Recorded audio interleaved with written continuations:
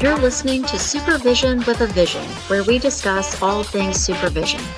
I'm your host, Sarah, professional counselor, marriage and family therapist, play therapist, eating disorder specialist, and cookie lover, with my co-host, Heather, marriage and family therapist, certified Together in Texas counselor, a Texas transplant from California, and outdoor adventurer. Hi, welcome to Supervision with a Vision. Today, Heather and I are talking about the impact cynical attitudes can have on us as counselors or supervisors. This week, we read Why Cynicism Feels Smart but Can Sabotage Your Success, published in Psychology Today 2025. Heather, we have 4 points in this article. We don't always do 4 points, but they made 4 points. The first one being that cynicism really limits creativity and growth. Sure. I know in times that I've been kind of in a negative space or maybe pretty cynical about things, like my mindset is like, just make it over, make it end, make whatever this bad thing that's going on. Like, I don't want any part of it. Like, I don't, in the course that would disrupt anything, learning, growth, whatever. Spending time thinking about it. You're just trying to just push it away, finish it. Yeah. Can we maybe first think of some examples of cynicism that a supervisor, or let's say a counselor who's been at it for a while, might have? What are some things that we might find ourselves being cynical about? I think if you are working maybe with a supervisee that is like you're in your head seeing like the path forward, and you're seeing the faux pas that they're doing, and just being like, fine, I have to let you through this process. Like, you're not you're not like, you're just like, okay, here we go again. Like, this is the same problem. We've already discussed it. Maybe counselors can become cynical. Oh, what about counselors that work with kids? I think I hear cynicism around working with their parents. Sure. That's the negative, that feels negative or frustrating, or they feel like that the parent is in some way an obstacle to what they're trying to do. I had a supervisee one time discuss how her meeting with a parent went, and she was really upset, and it went poorly. I mean, it was bad. But one of the first things that the parent asked was, well, are you a parent? And she was just like kind of taken back, and she's like, no, I'm not a parent, but I studied this for like a long time to get here. And she just kept tripping over herself. And it became where she was focused on the argument with the parent instead of like, just like she got into defending herself instead of just what the things were. But I think dealing with parents can be hard. Yeah. What about, maybe, I think I can imagine a supervisor feeling like this towards their supervisee, that maybe the supervisee wants to try something new or use a technique or think about an activity that they want to do with the client. And the supervisor thinks, oh yeah, sure, try that. Good luck. Yeah, good luck with that. I can see that being something. Maybe that be. Yeah. What about someone who's been a counselor for a while and their attitude towards some part of the business aspect of counseling? Oh, sure. Like maybe feeling like, oh, insurance companies, they're such a problem. They're so bad. They don't reimburse it enough or something, feeling cynical about that. Right. I had a supervisee, gosh, it's been probably 10 years ago, who he was asked to, the school wanted some paperwork from him, kind of not necessarily giving a diagnosis, but giving like, what are the things you're seeing, or what are some, what are some things we could do differently at the school? Really probably could have been handled with like just a simple phone call or meeting, but he felt like writing this letter was going to be better. And as I was reading it, I was like, no, like all the red alarm bells are going off. And I had to stop and check myself, because I was like, oh, I probably would have taken that approach. Like, here, let me just send this email to you, instead of like meeting with them and having, but just feeling very like, he was doing a great job in what he was doing. But I was like, oh, this is not going to land well, like in the schools. Yeah. Like, what if we said, I mean, I think that's a great example. And thinking, even make a bigger statement and say, we might become cynical about the way we choose to or not Not to. to Right. interact with other types of professionals. Sure. Like on any given day, or depending on which doctor I'm thinking about, do I have kind of a cynical attitude towards physicians or psychiatrists and how they might Right. work with me as a professional? Sure. Uh-huh. Sometimes. Yeah, sometimes.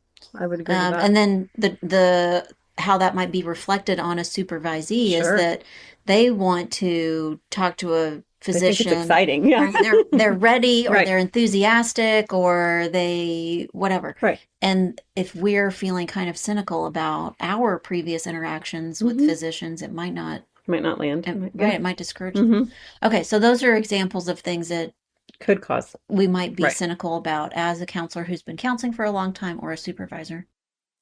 And so, if we're thinking about those specific examples, do you think when we become cynical or frustrated about those things, does it limit us? Absolutely. Because you're just, like I said, you're just like, well, I don't like Yeah. it's not going. And I think even Mm. probably can get in the way of really good supervision.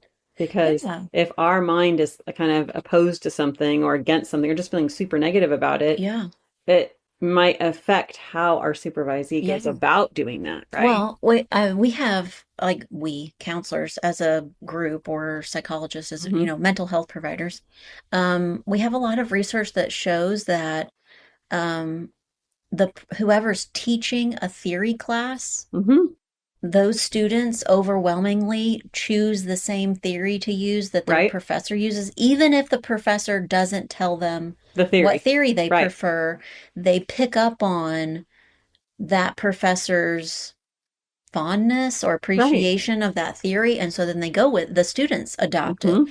So then That would, it flows or right. follows that potentially our cynical attitudes towards things then influence the decisions that our supervisees make, even when we're trying not Right, even if we're to holding be back. But they can cynical. sense, especially Hmm. in a supervisee relationship, they're spending time with us every single week. Yeah. And often they learn things about us that we may aren't intentionally telling them or aren't Right. intentionally doing, but it's our attitude. It's how we carry ourselves. It's when that topic comes up, do we look Right. weird? Do we shift in our Well, seat? You know? I know that you and I do, but if we were supervisors who never spoke to other mental health professionals, No. would we be encouraging Right. supervisees to do that? Or would we be modeling that for them? They wouldn't even see us doing it. Right.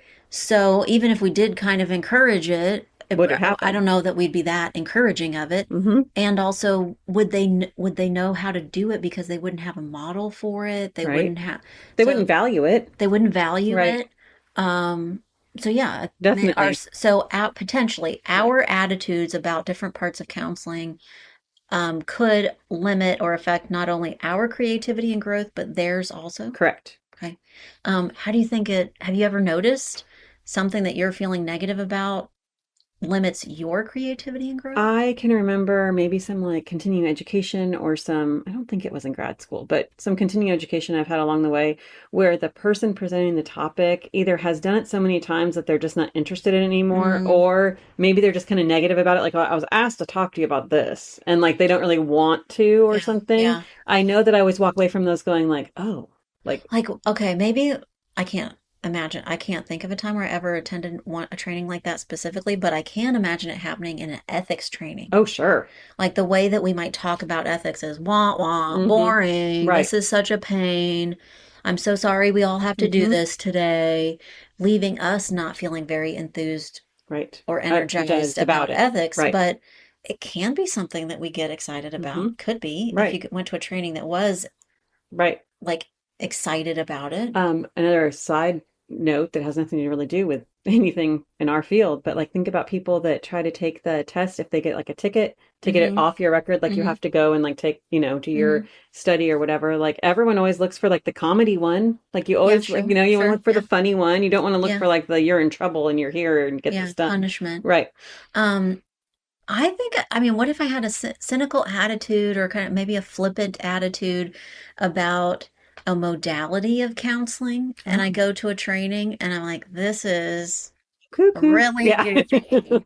And I kind of sit through it, but I'm not really taking it in or Right. considering it or actually thinking about applying it in Mm-hmm. any way, that I probably won't. I I think that's probably true. I would leave that training and Right. think, well, that was really Right. goofy. Whoever does that, and then I'm not going to use it or Right. apply it. You're like, no, no, no. Yeah. Right. So even I may maybe sit through that entire training and don't grow from it or take Sure. anything away from it because my Mm-hmm. attitude was, who, this is Mm-hmm. goofy or I don't want to do this. Right. I can remember in grad school, we had a professor that was kind of known for being kind of cranky all the Hmm. time. Hmm. And underneath it all, he's a pretty nice guy, but he was cranky in his disposition normally. And my very last section that I had to take, he was the one that got like, we all kind of got assigned somebody, and I got Uh-huh. him, and I was like, oh, for the love, like, why? Yeah. Why do I have to like be? And then I was like, you know what though? I have to stop. Like, he likes me. Like, he did Uh-huh. like me, and he did like hold conversations with certain people that he wouldn't with other. And so it was like how to break through that. But I could have easily seen how that could have disrupted my whole, because he was cranky and you could Yeah. easily be negative about it. I also happened to be pregnant at the time, and I was like, no, no, no, this is going to be good. Yeah. This is Yeah. going to be a good thing. You're not Well, going to be cranky. I like that example because then doesn't it apply to our supervisees, our clients? Sure. I mean, have you ever found yourself with a client that you're like, ugh, Yes. this is, this person drains me, or this person I answered too is, quickly. right? Yeah. It makes me think, man, I don't know if I've ever, maybe if I have described this, it's been a long time, that while working on my master's degree, I taught for a couple of years Sure. and I was teaching kindergarten in this little private school and very young and first Sure. year Yeah. of teaching probably. And the principal of that school, have no perspective, so I couldn't tell you how old she actually Right. was. But to me, Right. I mean, she may have been the first teacher ever in the whole wide world. She had been teaching forever and Okay. ever and ever and ever. She was very seasoned. Hmm.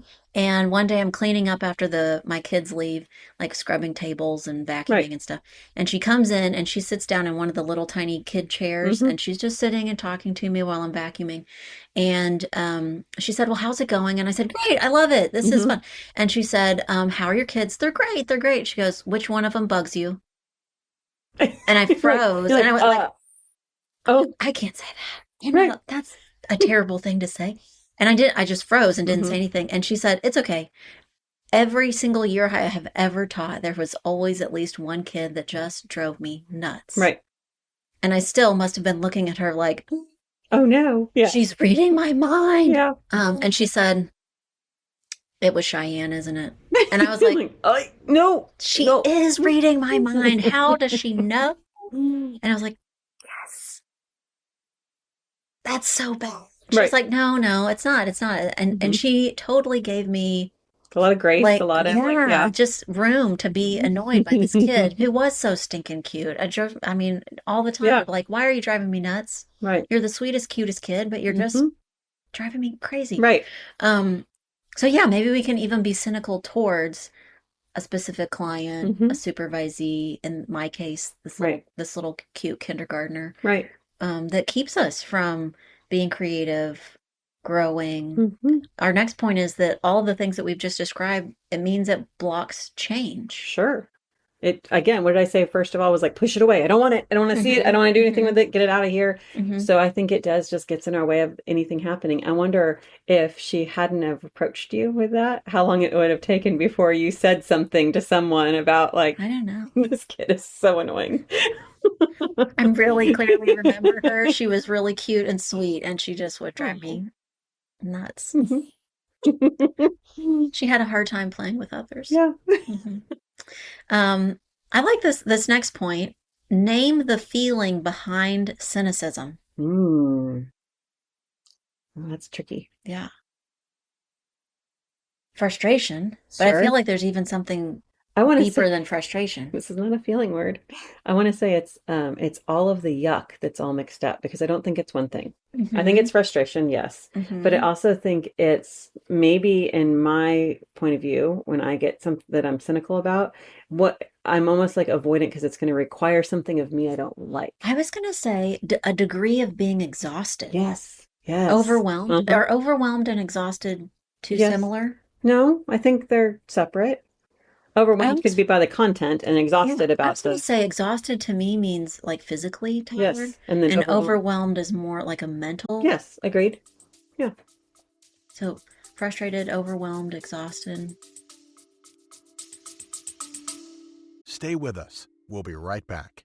Hey, quick question for you. Are you someone who wants to be fit, healthy, and happy? And what if I told you could get your dream body by simply just listening to a podcast? I'm Josh. And I'm KG, and we are the hosts of the Fit, Healthy, and Happy podcast. Listen, we get it. Fitness isn't easy. Carbs, no carbs. Just stop, okay? It doesn't have to be that complicated. And that's why we made this podcast. We get straight to the facts so you can become your best you. So the way to check us out is click the link in the show notes or search Fit, Healthy, and Happy podcast on any of the major podcast platforms. We'll see you soon. Yeah, I would say I don't think that it's something, maybe it's deeper rooted in like anger about a situation or about, I mean, frustrated, overwhelmed, exhausted, anger. That feels like yuck to me. yeah, it's yuck. It's my new feeling. It's yuck. But I mean, I guess then the next part, like to me, the thought process would be if those are the feelings, then what could I be doing for myself? Sure.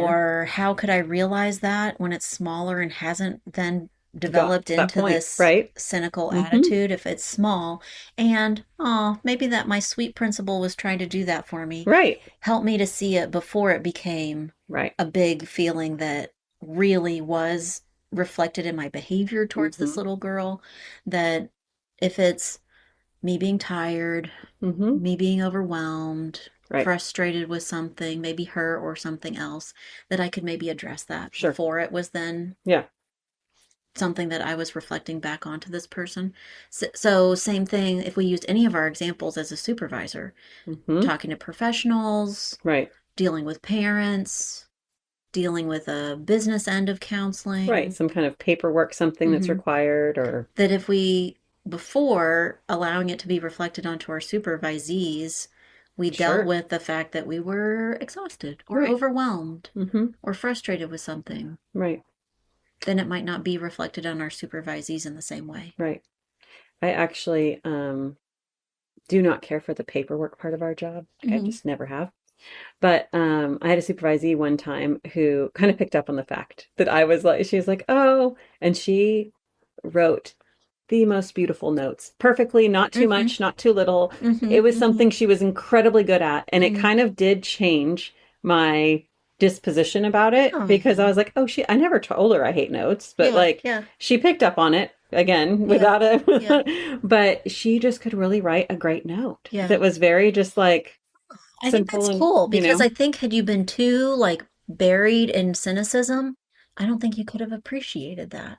Probably. So that's cool. Yeah. That you were at a place where you weren't too overwhelmed, too exhausted, too frustrated, that you could go, wow, that is a well-crafted note. Right. Like, oh, wow, I've never written my notes this way before. I wonder why. Yeah. So, I mean, we didn't say that, but I think that's an important piece of this that we should maybe consider or think about, that there are varying degrees of these emotions, feelings, or cynical attitudes. Right.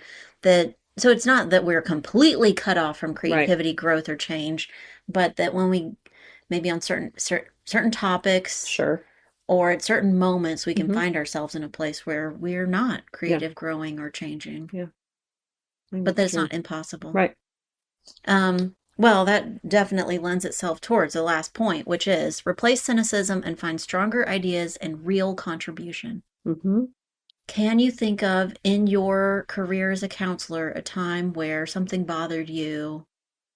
It had you feeling frustrated, overwhelmed, exhausted, cynical, angry, and instead of sitting in that, you looked at it a different way.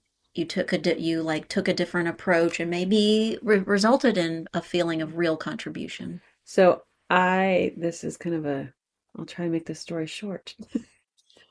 Working with families a lot, especially as a newer counselor, would get hung up, and I'd be like, what piece am I missing? What piece am I missing? Like trying to figure out where it is.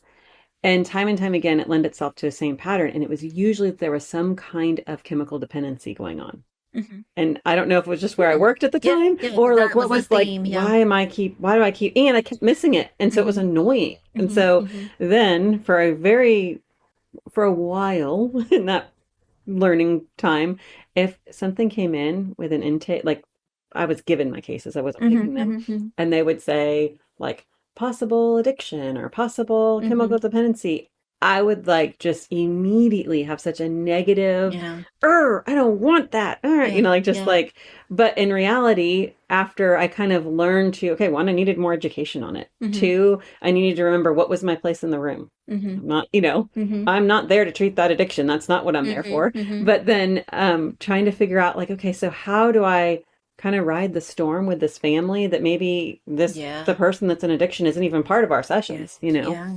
But I think it became something that one, I became good at because even though Mhm. I didn't like it, I got more education. And then two, I think it was like taking that negative feeling, well, I'm not living with that. They're living. Like kind Yeah, of just that yeah, reflection of like yeah. these families are living in that I space. mean, I think listening to you, I'm thinking, I do think I do that too. Or I think we both do that all the time. I think you're describing that you looked at this thing that felt overwhelming, frustrating, Right. exhausting, angered you, and thought, wait, let me stop and readjust my goals and look at this a different way. Hmm. And it helped you to address those Right. underlying feelings that then Right. could turn into cynicism. Hmm. That you went, wait, but that's not my objective Right. here. So I don't have to feel overwhelmed by Right. It's something that not. I don't need to work on or don't Hmm. have an influence over. Yeah, it's Mm. interesting. But it took, I mean, it was a process. Yeah, It was yeah, not. yeah, yeah, yeah. This is making me think real contribution. Um, right, the job I took after teaching was working for a Medicaid supported program. Mm, And I did a lot of case management, which is interpreted as meaning a lot of paperwork. right. A whole lot of paperwork. A lot of paperwork. Right. And I was young. And in that, I remember in that interview, the owner of the company, and I can't remember what his title was, but basically like a director of operations Okay. kind of person, Okay. like the second in command kind of person, were interviewing me. And they said, this is a lot of We paperwork. want you to know all this bad thing. Right. A lot Right. of paperwork. And how are you with paperwork and how do you feel about paperwork? And I said, well, I mean, who likes paperwork? I Right. can't say that I like paperwork, but if that paperwork means that I can help somebody or accomplish the thing Right. that's important, then give me some paperwork. I'll Right. do some paperwork. Right. And that I mean, they at that point, I'd hate to guess wrong because I bad perspective as a young 20 something Right. on how old they might have. But let's say they were a good amount older than me and had been doing that A kind of couple of decades a older. There we right. go. And they'd been doing that work for a very long time. And the two of it just made both of them stop for a second. That was my answer. Right. Like they were like, oh. And the owner of the company said, I think that's the best answer I've ever gotten. And that's how I felt. Right. But I think even, now sitting kind of on the other side Right. and thinking of myself doing that same kind of interview or asking that Right. same kind of question, that I do think it would have that effect that you'd go, oh, yeah, right. That's why we do all that stupid Right. paperwork. All that stupid paperwork gets us somewhere, even though we hate the Right. idea of it. Yeah. That in that case, it meant that somebody's light bill got paid Hmm. or a nutritional supplement that somebody needed to live Right. Was going to be. what got delivered, Right. or that somebody who needed a new wheelchair or a ramp or Hmm. something actually got Right. the thing they needed. That, yeah, if I have to fill out some stupid paperwork that's going to be frustrating to me, but that person's going to be able to access their home, Right. yeah, I'll do some paperwork. Yeah. But I don't think that they were feeling, but they probably felt like we were saying a degree of cynicism sometimes. Mhm. I feel like their heart was in it, Right. but I'm sure they had moments where they thought, this is some stupid paperwork. I'm just going to go Right. build a ramp. I'm just going to go build a ramp. Why am I doing this? And I hate Yeah. this paperwork. Right. But figuring out how to replace cynicism and find your Growth. meaning Yep. or how you can make a real contribution Mhm. is Yeah. is why we do it. Yeah. I think that underneath it all, that's why Mm-hmm. all. Maybe let's say, I think you and I bounce this idea around sometimes. Why would people choose to be a supervisor? I think There you go. Only if they want to make a real contribution, because otherwise it's hard work. Yeah. It's not something that is always easy, and it's not something that you always like mentally are prepared for, because you just don't know what it'll look like. Yeah. So there's a lot required of a supervisor, but in the end, it's the real contribution is the reason you do it. There you go. Happy ending. Heather and I would love to hear suggestions you have for squashing a cynical attitude, and any suggestions you might have for future episodes. Thanks today for listening to Supervision with a Vision. You've been listening to Supervision with a Vision. Head on over to iTunes to subscribe, rate, and leave a review. Be sure to check us out on Facebook and Instagram at Therapy Academy to join the conversation and get show notes. We'll be back next week with more Supervision with a Vision.